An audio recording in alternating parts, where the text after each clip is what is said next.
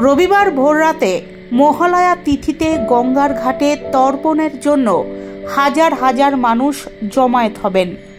উত্তর কলকাতার শোভাবাজার, বাগবাজার, নিমতলা সহ হাওড়ার একাধিক ঘাট এবং বাবুঘাটে ব্যাপক পুলিশি ব্যবস্থা করা হয়েছে। নর্থ পোর্ট এবং সাউথ পোর্ট থানার পাশাপাশি কলকাতা পুলিশের রিভার ট্রাফিকের পক্ষ থেকে প্রত্যেকটি গঙ্গার ঘাটে কড়া নজরদারির ব্যবস্থা করা হয়েছে। একাধিক স্পিডবোট ও রিভার ট্রাফিকের 11টি লঞ্চ গঙ্গা বক্ষে গঙ্গা ঘাটগুলিতে রবিবার ভোররাত থেকেই নজরদারি চালাবে।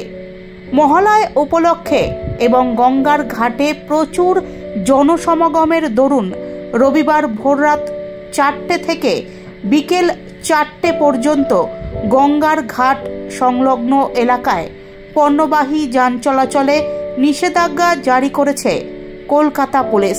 আউটরাম ঘাট road, Kingsway, stand bank road, stand road, Nimtala ঘাট স্ট্রিট সহ বাগবাজার রোড, শোভাবাজার রোড এই সব এলাকায় যান চলাচল নিয়ন্ত্রণ করবে কলকাতা পুলিশ।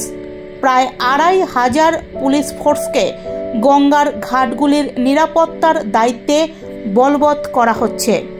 মহালয়ার দিন জোয়ার আসার আগে গঙ্গার ঘাটগুলিতে পুণ্যার্থীদের নিরাপদ দূরত্বে সরানোর জন্য কলকাতা পুলিশ সতর্ক থাকবে।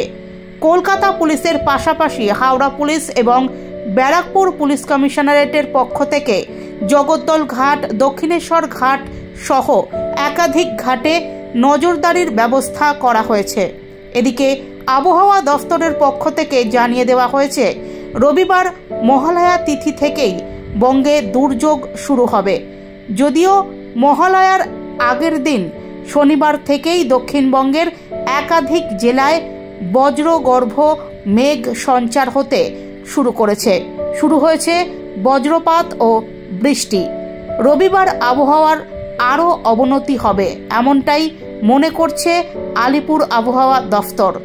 নিমতলা, বাগবাজার, আহিরিটোলা, বাবুঘাট, শোভাবাজার এই ঘাটগুলিতে কলকাতা পুলিশের বিশেষ ক্যাম্প করা হচ্ছে, যাতে কোনো পুণ্যার্থীর কোনো ধরনের সাহায্যের প্রয়োজন হলে কলকাতা পুলিশ সহযোগিতা করতে পারে। গঙ্গার ঘাটগুলিতে ভিভিআইপিদের তর্পণ উপলক্ষে থাকছে বিশেষ পুলিশি নজরদারি। লঞ্চগুলিতে হ্যান্ড মাইকের পাশাপাশি পুলিশের সঙ্গে থাকবে দূরবীন। লালবাজারে বিশেষ কন্ট্রোল রুমের সঙ্গে গঙ্গার ঘাটগুলিতে থাকা কলকাতা পুলিশের লঞ্চ, স্পিডবোটের কর্মীদের প্রতিনিয়ত যোগাযোগ থাকবে।